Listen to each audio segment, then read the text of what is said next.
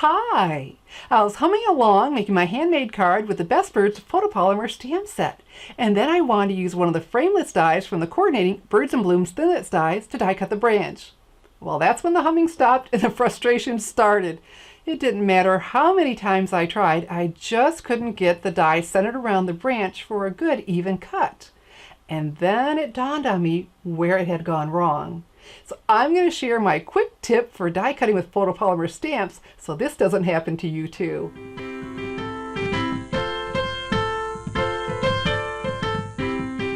Here are some of the poorly die cut pieces. I can laugh about it now, but it was seriously frustrating. I'm Shelley Godby, the owner and CEO of Stamping Smiles, and for 17 years I've been teaching others how to create their own hand stamped smiles. So after I share my quick tip with you for die cutting with photopolymer stamps, I'll show you my finished Best Birds card. Here's a closer view of the Best Birds stamp set with the beautiful realistic birds and the coordinating Birds and Blooms Thinlits dies. What's so cool about framelits dies is after you stamp the image, you frame it with the die or center it around there. And then you put it through your Big Shot die cutting machine and voila, you've got a die cut image. Well, what was happening to me is I would get this end lined up and the leaves would be a little off. So then I'd move the leaves and then this was off.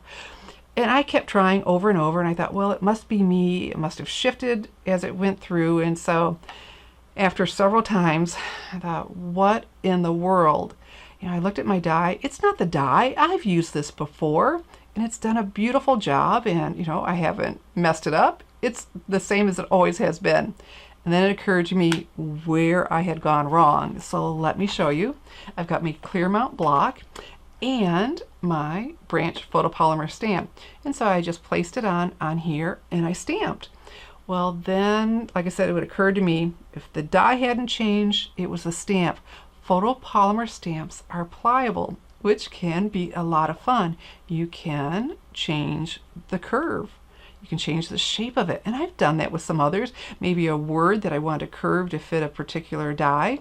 Well, when I place this on here, I must have oh so slightly changed the shape without meaning to, of course. So that's when I remembered what you do when you want to retain the shape exactly as it is. You just drop it. Okay, so you just drop it and it retains its shape. Then you're not having any influence on it. And then press it on there. Or what might be easier, especially on a smaller mount, is you go ahead and drop it onto your table and take your mount to it and pick it up.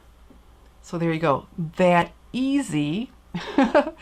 And like I said, such an incredibly simple tip that for me, I forgot, or maybe something new for somebody else. So that's why I wanted to do this video. So let's go ahead and we'll ink this up. I've got the Tuxedo Black Memento ink pad.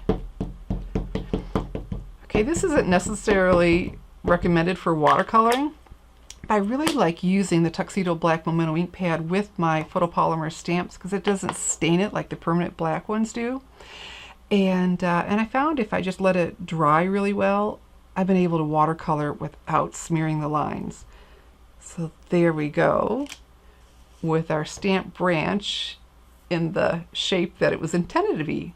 So let me grab my Big Shot die cutting machine. So I've got my Big Shot die cutting machine and the optional magnetic platform because I'm going to be die cutting with the thin metal die and the magnets are going to help hold that in place for me. So that's the start of our sandwich. And then we need a cutting pad, and I like to keep one just for die cutting with framelits dies, keep that as flat as possible against that magnetic platform. And then we have our cardstock that we stamped and then our framelits die. So let's go ahead and frame our stamped image. And sometimes you have to move to find the magnets. It's not a solid magnetic sheet. It has magnets throughout it. So let's frame around here. Let's see. Whoops. There we go.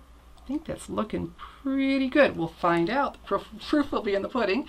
And then to finish our sandwich, we have another cutting pad. So go ahead and crank this through. 3,000 pounds of pressure, doing all that in just nickety split time. And there we go. Look at that. Very, very nice. Die cutting the branch was so quick and easy now that I hadn't changed the shape of the stamp. Go figure. So let me show you how this card started. I used one of the birds dies from the Birds and Blooms Thinlits dies to die cut my Tranquil Tide cardstock so my Nature's Poem designer series paper could show through. Isn't that pretty? Well, then I wanted a branch for him to set on. So I don't know about you, but I never do any coloring until the die cutting's done, just in case I do mess up. And I did. I watercolored this with colors from the Nature's Poem Designer Series paper. We've got Mint Macaron and Tranquil Tide for the leaves and Soft Suede for the branch. So let me show you my finished card. There it is. Oh, lovely, lovely. And so these flowers, well, they're also in the Best Bird stamp set, and they have coordinating dies. And I watercolored those with the coordinating Petal Pink. And love this. And so this layer, look, I popped that up with Stampin' Dimensionals. Look how much better that is with some dimension instead of just laying flat on the paper. And then his eye, gave him a little bit of definition by giving him an eye with a Petal Pink self-adhesive sequin. They're in the basic adhesive back sequins. Like I said, self-adhesive, it's already on there. And then some rhinestone jewels for the center of his eye, and the flowers and the dot, dot, dot for the thoughts for you that I embossed with Stampin' white Stampin' Emboss powder, so it would show up on the Tranquil Tide cardstock. So I'll have a link to my blog post with all of the supplies and measurements to make my Best Birds card. So hopefully I saved at least one person from frustration when die cutting with clear stamps. If you'd like to make my Best Birds card, all the supplies are listed under the video and available to order now in my online store, www.shopwithshelly.com. And if you'd like more of my stamping tips, well, I invite you to subscribe to the Stampers Insider. It's your free stamping source for inspiration, information, and ideas. Just go now to www.thestampersinsider.com to subscribe. I'm Shelley Godby, teaching you how to create hand stamped smiles. Thanks for watching.